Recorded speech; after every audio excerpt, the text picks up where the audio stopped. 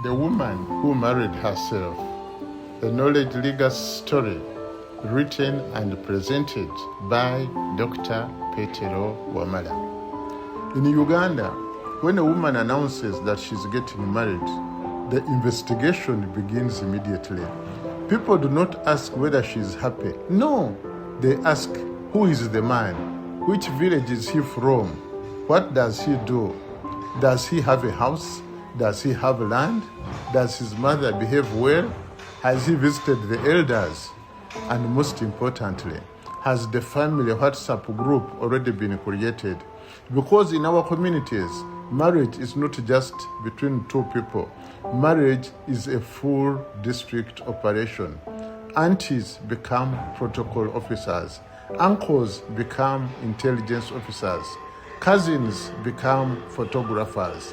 Neighbors become analysts. And even people who were not invited somehow become experts. So when Maria Mulungi announced that she was getting married, people prepared themselves for the usual story and festivity. They wanted to know the lucky man, his clan, his job, his village, his parents, his salary, his seriousness, his level of spiritual maturity, and whether he had ever been seen wasting time at pork joints when serious men were busy putting up houses. But Maria gave them an answer they did not expect and were not ready for. There was no man. She was marrying herself. Banange. That day, the gossip entered full production. Aunties nearly resigned from their positions. Uncles adjusted their spectacles. Neighbors stopped pretending to mind their own business. Some people almost called the local council one. Others were ready to declare that civilization had finally packed its bags and left Kampala. One neighbor reportedly asks, if she divorces herself, who gets custody of the furniture? Even Uncle Ramiti was confused. He asked, but who was the best man? Nobody knew. There was no best man. But before we laugh too much, let us first breathe. Maria was not fighting men. She was not insulting marriage. She was not declaring war on culture. She was not saying away with the family. No, Maria was making a statement, and a bold one, a strange one, a dramatic one. But sometimes, when society refuses to listen to normal language, you must speak in a language that makes even the aunties pause. Maria was saying, I refuse to wait for permission to become valuable. I am not a half waiting to be completed. I refuse to sit quietly until somebody chooses me. I refuse to postpone my life because society has not approved my path. I refuse to wait for people to clap before I start dancing. Before that announcement, Maria had lived for years under the weight of other people's expectations. At every introduction ceremony, somebody asked, Maria, when is yours? At every function, somebody squeezed her hand and whispered, you are next. At every family gathering, an auntie looked at her with concern and said, you are educated, yes, but time is moving on. The biological clock is ticking. Even people whose own marriage had more potholes than village roads advised her loudly. Maria would always smile, greet the elders, serve them with food, and always keep quiet. But inside she was tired. Not tired of marriage, not tired of men, not tired of family. She was tired of being treated like an unfinished project, like a half of a human being waiting for the other half to complete her. She was tired of being introduced by what had not yet happened in her life. No husband, no ring, no children, no complete status. As if a woman's value was a document waiting for a man's signature. Let me repeat that. As if a woman's value was a document waiting for a man's signature. Maria had dreams. She wanted to study more. She wanted to build a career. She wanted to travel. She wanted to write, to be somebody. She wanted to create something meaningful. She wanted to become useful before becoming acceptable. Every time she spoke about her plans, someone brought up the conversation of marriage. Those things are good, they said, but first settle, first be chosen, first be approved, first be validated, first wait. And that word followed Maria everywhere. Wait for the right man, wait for the right time, wait for people to understand, wait for permission, wait. So one afternoon, Maria decided that enough was enough. She made her announcement, and from that day, the community did what communities do best. They talked, they whispered, they gossiped, they analyzed, held informal meetings, and at the market, voices became low when Maria passed. At church, some people prayed for her with unnecessary volume. At family functions, relatives looked at her as if she had become a warning sign. One auntie told her, "Maria, you have embarrassed us." Another asked, "What will the people think?" Maria looked at her quietly and said, "They are already thinking. Let them finish." Behind closed doors, Maria also felt the pain. Bold decisions do not remove loneliness. Courage does not mean you never cry. There were nights when Maria wondered whether she had gone too far. There were mornings when she was tired of explaining herself. There were moments when the laughter entered her bones, but Maria did not turn back. While people were debating her, Maria was working. While people were whispering, Maria was studying. While people were analyzing, Maria was applying for scholarships. While people were laughing, she was building capacity. While people were asking, who does she think she is? Maria was becoming the answer. She read at night, wrote applications, attended trainings, saved money, knocked on doors, and yes, some doors opened, some closed, applications were rejected, some emails never received replies, some people promised to help and then disappeared, like network during a storm. But Maria kept moving because she had understood something many people discovered too late. You cannot build your life waiting for everyone to understand you. One day, the breakthrough came. Maria received a scholarship to study abroad. The same people who had laughed became quiet. Some said, but she's serious. Others said, maybe she knew what she was doing. Even a few began to revise her history. I always knew Maria had potential, they said. Africa knows those people. When you are struggling, they advise you loudly. When you succeed, they claim they believed in you silently. Maria traveled, studied, worked, built a career, gained influence, created financial independence, and became a woman of substance. Not because she hated marriage, not because she rejected the family, not because she despised her culture, but because she refused to let society reduce her life to one missing ceremony. Her life became the sermon, her discipline became the answer, and progress became the testimony. And slowly, the same community that had mocked her began to introduce her with pride. Our daughter Maria is doing very well, they said. Uncle Ramiti watched all this quietly. Then one day he said, this woman did not marry herself for nothing. But Maria's story is bigger than marriage. It is bigger than one woman. It is bigger than one dramatic decision. Maria's story is a mirror.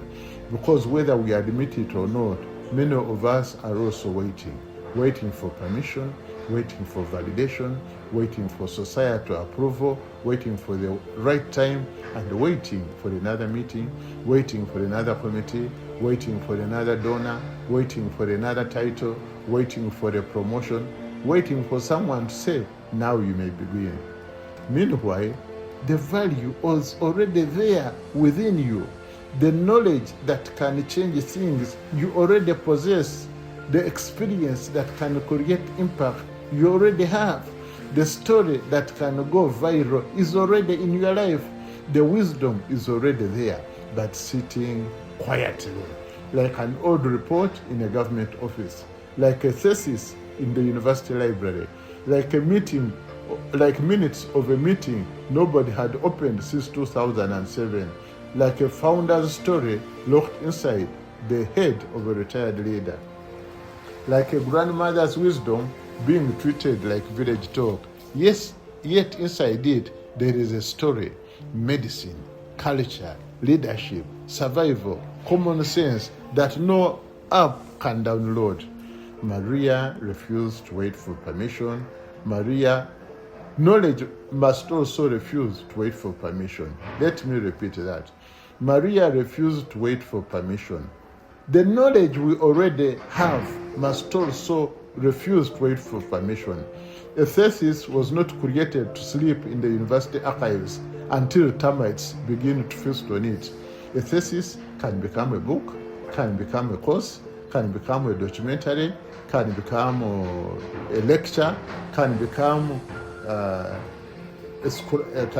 cartoon, a cartoon series, a consulting products, and so forth. A report was not written simply to satisfy a donor and then disappear into a folder marked completed project. A report can become a learning tool. It can become a documentary.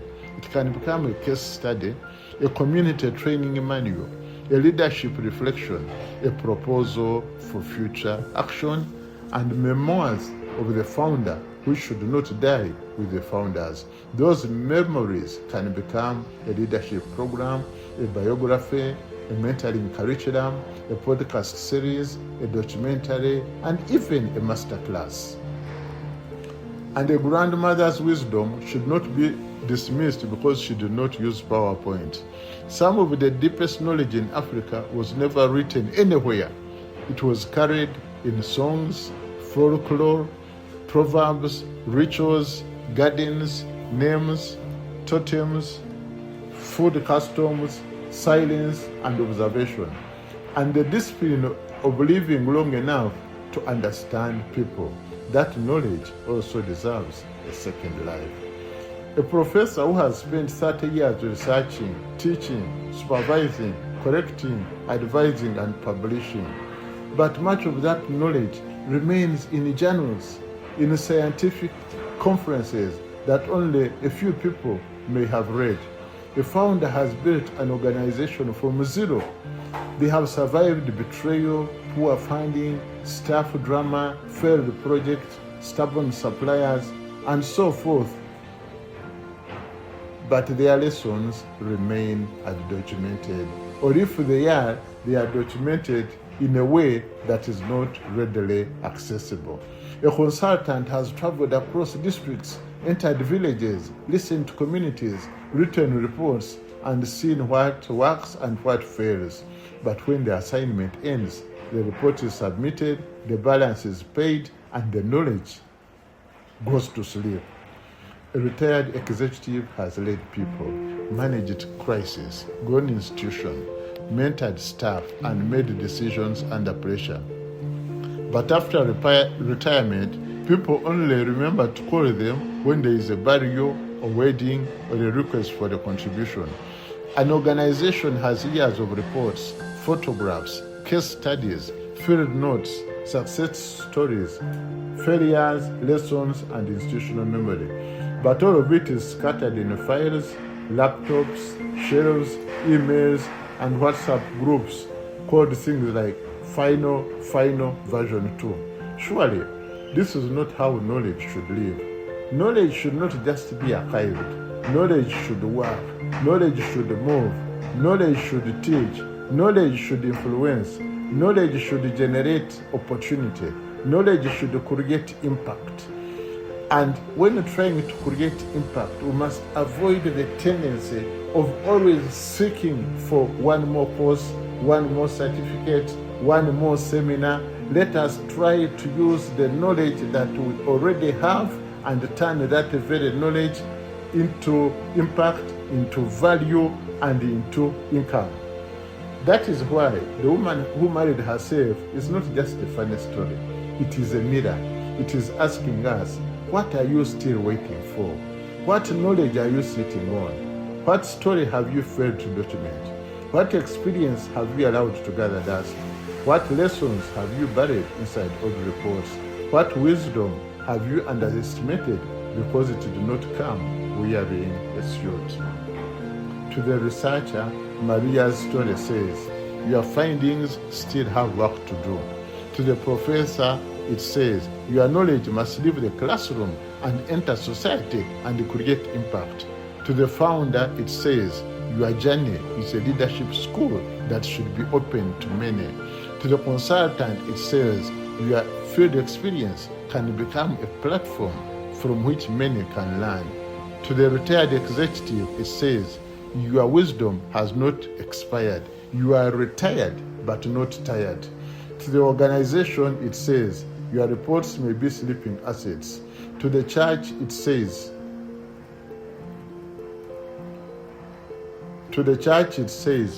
your stories of service, sacrifice, mission, and transformation must be documented for posterity and for people to learn from, to sow to the university, it says, not only produce thesis, produce knowledge, and then translate that knowledge into a form from which the community can benefit. Translate that knowledge and send it back to the communities where that knowledge came from in the first place and where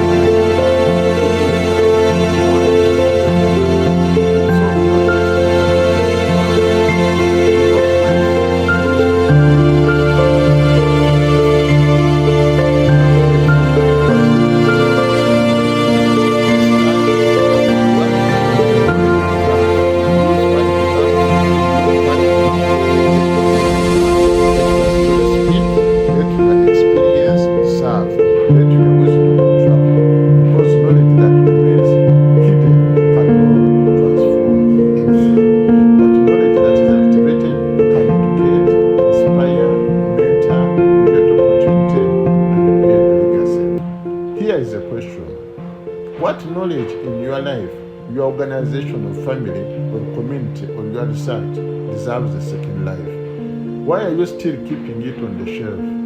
Why are you still calling it old, yet it may become valuable? What wisdom are you carrying that someone else needs?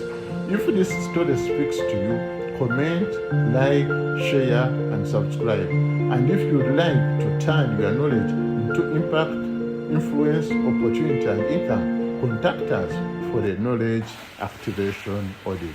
I am Dr. Petero Wamala, spearheading the knowledge legacy engagement. Thank you.